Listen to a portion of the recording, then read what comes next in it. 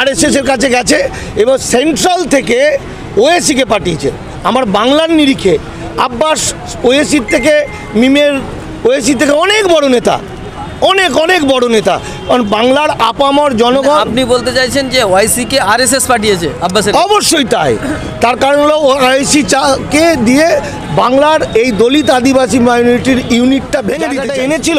এখন ওএসি সাহেব মিম পার্টি এসে ওইটা বিচ্ছেদ করে দিল, আব্বাসকে ফাটিয়ে দিল, ওর গায়ে কিছুটা গন্ধ করে দিয়ে গেল। ওই গন্ধ পরিষ্কার করতে যেটুকু সময় লাগবে যেটুকু করো, যে মিমকে ছেড়ে আমাদের হিরো হোক আব্বাস, আমাদের হিরো হোক ইমতিয়াজ, আমাদের হিরো হোক রুহুল আমিন, আমাদের হিরো হোক খোবাইব আমিন, এটা মুসলমানদের দিক থেকে, আর হিন্দু মুসলমান সব মিলেমিশে একাকার হয়ে যাক। আমি এটাই বার্তা দেবো যে আমি এটা থেকে কোনো নেগেটিভ ভাবছি না। এমনিতে আব্বাস তো ফাইনাল কিছু বলেনি, তো না বললেও আব্বাসের কাছে এই বার্তাটা যাক যে তুমি অনেক বড়, তোমার কাছে বাংলার কাছে ওএসির কোনো মূল্য নেই। যারা বিজেপিকে আনতে চাইবে ভোট কেটে দিয়ে, তাদের বাংলায় স্থান নেই। কারণ বাঙালি ভয়াবহ বিপদে আছে, বাংলা ভয়াবহ বিপদে আছে। আব্বাসের নেতৃত্বে বহু মানুষ, হিন্দু মুসলমান তৃতীয় ফ্রন্ট একটা দরকার। দলিত আদিবাসী মাইনরিটিরা আব্বাসকে চাইছে। আব্বাসের এখন যেটা আব্বাসের যে একা ছবিগুলো প্রকাশ হয় না, আব্বাসকেও দেখা দেবে তার সঙ্গে কতজন আছে। জানি যে আব্বাস সচেতন বুদ্ধিমান ছেলে। আব্বাসকে বের করে আনতে হবে। আব্বাসকে পশ্চিমা আমাদের বাঙালির বিপদ, ভারতবর্ষে বাঙালি বিপর্যয়ের মধ্যে পড়েছে, বাঙালি নিশ্চিহ্ন করে দেবে। এখানে আমাদের কোনো হায়দ্রাবাদের কোনো নেতা দরকার নেই, কোনো শাহেনশার দরকার নেই। শাহেনশার যদি ক্ষমতা থাকে, সে ধীরে ধীরে রাজনৈতিক দল করুক, মানুষের ভালোবাসা নিক, কাজ করে দেখাক। কিন্তু আব্বাস তৈরি করলো, সেখানটায় এসে আমি টুক করে বসে বললাম এটা আমরা মেনে নিতে পারবো না। তো অটোমোবাইলে আসুন আর নিয়ে যান আপনার পছন্দের গাড়ি। এখানে বিভিন্ন কোম্পানির 3 চাকা, 4 চাকা ও 6 চাকার গাড়ি নগদ ও সহজ কিস্তিতে পাওয়া যায়। আমাদের ঠিকানা ঘটকপুকুর নলমুড়ির মধ্যস্থল, বাসন্তী হাইওয়ে রোড। বিস্তারিত জানতে ফোন করুন 9153911795 অথবা 9836491180। দেখুন, বলতে আমার পরিচয় দামাল বাংলা। দামাল বাংলা একটি রাজনৈতিক সংগঠন, গণসংগঠন। আমরা মানুষকে বাঁচানোর জন্য এনআরসির বিরুদ্ধে প্রতিবাদ করি। এবার এনআরসি বা সিএ নিয়ে প্রতিটি রাজনৈতিক দল এবং গণসংগঠনগুলো ভুল ব্যাখ্যা করছিল। সেখানে আমাদের যে সঠিক ব্যাখ্যা, আইনি ব্যাখ্যা, আব্বাস সিদ্দিকী প্রথম সেই লোক যে আইনের ব্যাখ্যাটা শুনে লক্ষ লক্ষ মানুষের সামনে তুলে ধরল উদ্বাস্তুদের নিঃশর্ত নাগরিকত্ব চায় এবং এই সিএতে একজনও নাগরিকত্ব পাবে না। এটা আব্বাস সিদ্দিকী বলল। এটা আমাদের কাছে অনেক বড় পাওনা এবং আব্বাস সিদ্দিকীর মুখ থেকে এই কথাটা পেয়ে দলিত আদিবাসী, বিশেষত উদ্বাস্তু বা মতুয়ারা বুকে একটা বল পেল যে অন্তত ওদের কাছে যে ন্যারেটিভটা ছিল যে মুসলমানরা নাগরিকত্ব দিচ্ছে না, সেটা যে ভুল। আব্বাস সিদ্দিকী, খোবাইব আমিন, রুহুল আমিন ভাইজান এরা কি বলল যে আমাদের প্রাণ থাকতে আমরা উদ্বাস্তু ভাইদের নিঃশর্ত নাগরিকত্ব আদায় করবই। ফলত আমরা গণ আন্দোলনকারী হিসাবে এটা সাকসেস।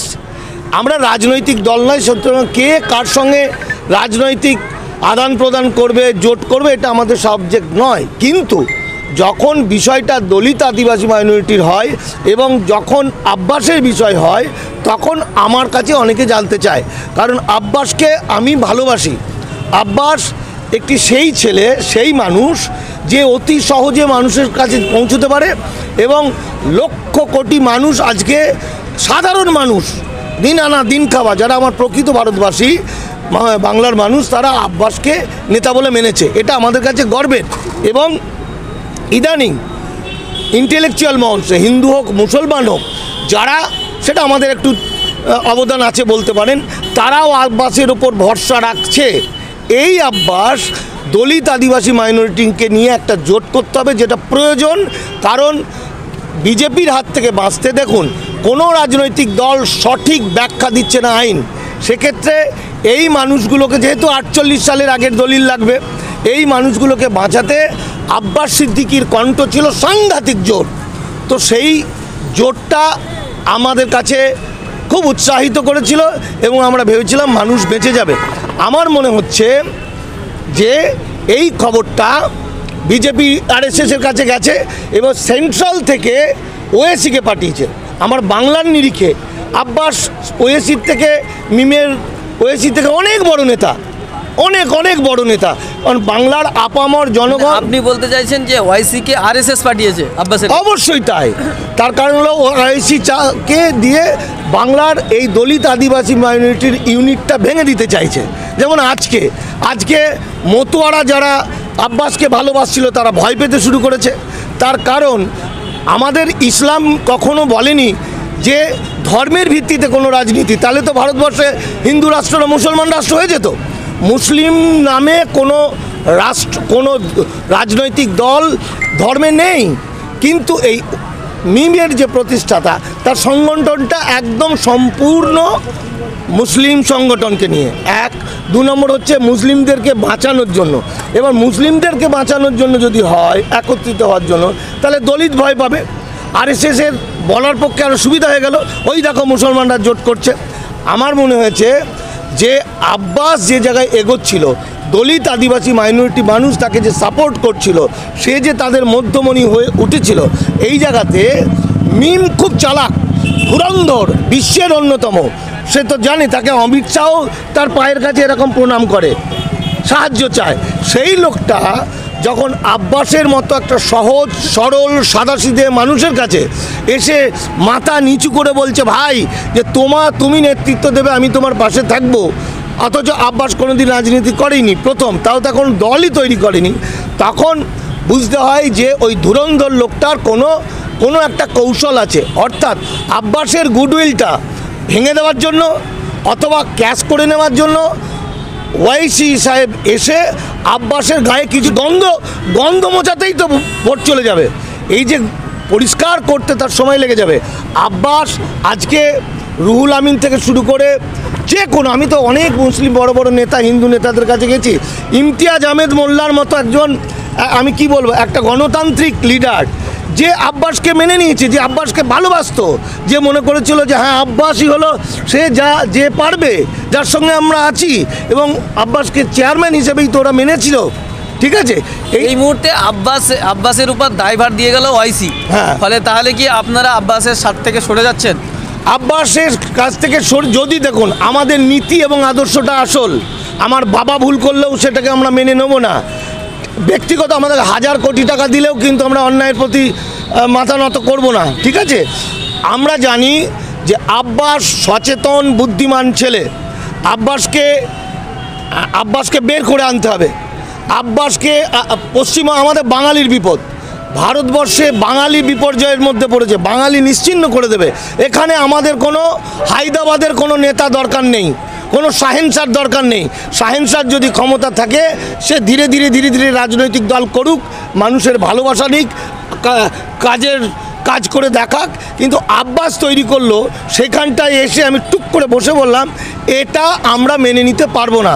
ফলত বাংলা দেখুন, বাংলায় হিসেব করলে দেখা যাবে স্বাধীনতা থেকে স্বাধীনতার দেশভাগ, বাংলাভাগ, সমস্ত ক্ষেত্রেই মুসলমানরা দারুণ অবদান রেখে গেছে। সেখানে কখনো হিন্দু মুসলমানের বিভেদ রাখেনি। ফলে আপনারা আব্বাস যদি মিমকে ছেড়ে দেয় বা ওয়াইসিকে ত্যাগ করে, তাহলে আপনারা যেভাবে আব্বাসকে সাপোর্ট করছিলেন সেভাবে সাপোর্ট করে যাবে। আজকে আমি তো বাচ্চা ছেলে, আব্বাসের নেতৃত্বে বহু মানুষ, হিন্দু মুসলমান তৃতীয় ফ্রন্ট একটা দরকার। দলিত আদিবাসী মাইনরিটিরা আব্বাসকে চাইছে। আব্বাসের এখন যেটা আব্বাসের যে একা ছবিগুলো প্রকাশ হয় না, আব্বাসকেও দেখা দেবে তার সঙ্গে কতজন আছে। আজকে যদি আব্বাসের পাশে একটা খুব ভালো অ্যাডভাইসারি কমিটি থাকে, বড় ধরুন ইমতিয়াজ থেকে আরম্ভ করে বড় আমাদের কি বলে আমাদের নুরুজ্জামান সাহেব থেকে রুহুল আমিন থেকে বড় মানুষরা এবং হিন্দু মুসলমান বুদ্ধিজীবীরা যদি তার পাশে থাকে, তাহলে আব্বাসকে টুপি পরানো কিন্তু অনেক কঠিন হয়ে যাবে। এটা মানিকবাবু, আমি একটা প্রশ্ন করছি। মিমের কথা বলছে, মিম পশ্চিমবঙ্গে নিজের জমি শক্ত করতে আব্বাসের হাত ধরছে। মিম কি পার্টিকুলার কোনো রাজনৈতিক দলের এজেন্ট হিসাবে কাজ করছে বাংলায়? মিম দেখুন, মিমের গল্পটা কোথায়? গল্পটা হচ্ছে মিম 100টা মতো সিট দেবে, 70টা বলেছে। 70টা সিট দেবে, তো 70টা সিটেও একটা সিটেও জিতবে না। আব্বাস হয়তো দলিত আদিবাসী এই মতুয়ারা আব্বাসকে ভোট দিত, একদম শিওর শট, কারণ মতুয়ারা বুঝে নিয়েছে শান্তনুর পার্টিরা একটা ভোটও পাবে না, ওরা অমিত শাহ ওদের ঢপ দিয়েছে, ভোটটা দিত। তাহলে এই ভোটের মধ্যেও ভাগ করবে, ভাগ বসিয়ে ও হিরো হবে। আর দ্বিতীয়ত কি করবে, ওর এই 70টা সিট কিন্তু গণতান্ত্রিক বাংলায়, যেখানে ধর্মনিরপেক্ষ বাংলায় মুসলিমগুলোকে ভোটগুলো কেটে নেবে, কেটে নিয়ে অপোজিট পক্ষ যারা আসতো, হতে পারে তৃণমূল, হতে পারে বামফ্রন্ট, এটা আমি বলবো না, অর্থাৎ এই ভোটটা কেটে নিয়ে বিজেপিকে হেল্প করে দেবে। মুসলমান ভোটটাই তো মূল ফ্যাক্টর, সেই ভোটের মধ্যে যদি ভাগ বসিয়ে দেয়। আর মিমের মধ্যে কি আছে দেখুন, এটা হচ্ছে বিজেপির এজেন্ডাটা ফার্স্ট বুঝে নিন।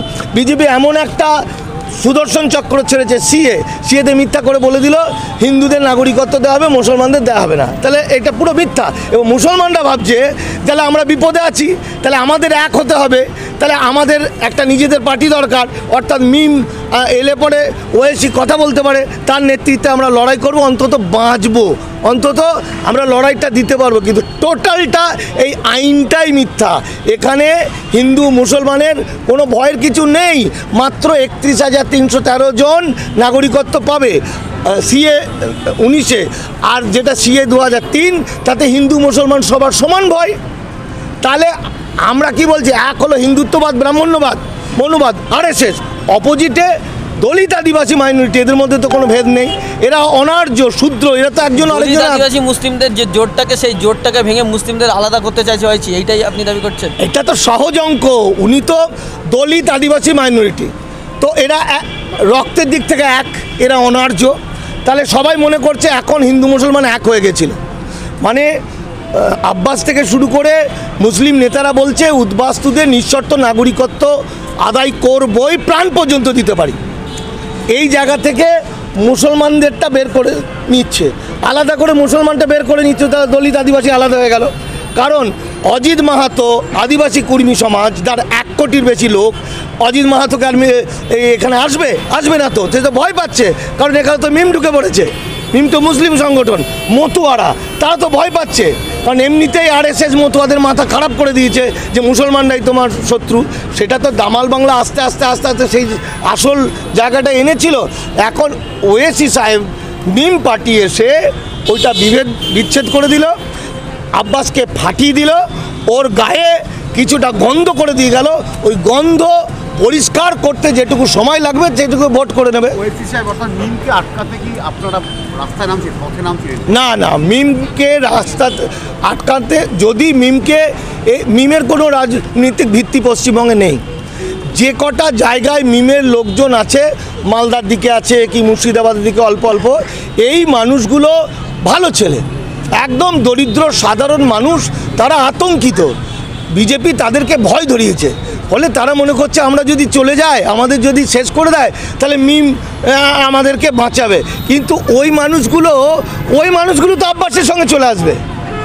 ওই মানুষগুলো মুসলিম সমাজে আপনার একটা বড় গুরুত্বপূর্ণ ভূমিকা রয়েছে এবং মুসলিম সমাজের কাছে গ্রহণযোগ্যতা রয়েছে আপনার, সেক্ষেত্রে মুসলিম সমাজকে আপনি কি বার্তা দেবেন? মুসলিম সমাজকে আমরা বলবো যে সেই মহান ব্যক্তি, কুরআন শরীফের কথা আমরা ভাববো, আমরা মোহাম্মদের কথা ভাববো, যিনি ধর্মের ভিত্তিতে কোনো রাজনৈতিক দলের কথা ভাবেননি। তাই যদি হতো তাহলে পশ্চিম ভারতবর্ষটা 800 বছর আগে থেকেই মুসলমান রাষ্ট্র হতো। ইসলাম শিখিয়েছে ভ্রাতৃত্ব সকলকে নিয়ে, সে আকবর থেকে বাবর থেকে শুরু করে সকলেই। তাই মুসলিম ভাইদের বলবো যে আব্বাস, ইমতিয়াজ, রুহুল আমিন, এরা প্রত্যেকেই, কামরুজ্জামান, এরা প্রত্যেকেই আপনাদের সঙ্গে আছে, এবং দলিত আদিবাসী মাইনরিটি একটা জোট তৈরি হোক, যে জোটটা ব্রাহ্মণ্যবাদের বিরুদ্ধে লড়াই করবে, যেটা কমপ্লিটলি বাঙালি হবে, এবং তারা কিন্তু এই ব্রাহ্মণ্যবাদী সরকারকে, হিন্দুত্ববাদীকে একটা চ্যালেঞ্জ দেবে যে আমরাই প্রকৃত ভারতীয়, অর্থাৎ আমাদেরকে দাস বানাতে পারবে না। আমরা যেটা বলবো, আমরা 92%, আর তোমরা 8%। আমাদের কথাটা এতদিন তোমরা মানোনি, এবার মানতে হবে। এই মানুষগুলোকে বলবো আব্বাস সকলের ভাইয়ের মতো, ছেলের মতো, বন্ধুর মতো, আব্বাসকে বুঝিয়ে সুঝিয়ে ফিরিয়ে আনা। আর মিম যারা করছে সেই আমার সাথীদেরকে, ভাইদের বলছি, ভাই তোমাদের ভয়ের কোনো কারণ নেই। দলিত আদিবাসী মাইনরিটি জোট হচ্ছে, এই জোটে তোমরা সবাই মিলে আব্বাসকে অনুরোধ করো যে মিমকে ছেড়ে আমাদের হিরো হোক আব্বাস, আমাদের হিরো হোক ইমতিয়াজ, আমাদের হিরো হোক রুহুল আমিন, আমাদের হিরো হোক হোবাইব আমিন। এটা মুসলমানদের দিক থেকে, আর হিন্দু মুসলমান সব মিলেমিশে একাকার হয়ে যাক। আমি এটাই বার্তা দেবো যে আমি এটা থেকে কোনো নেগেটিভ ভাবছি না।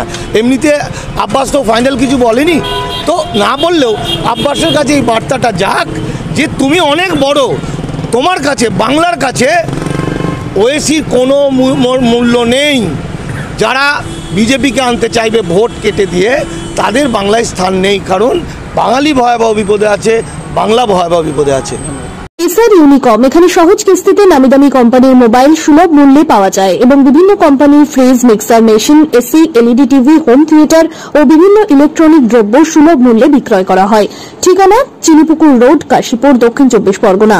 বিস্তারিত জানতে কল করুন 9153200300 নম্বরে।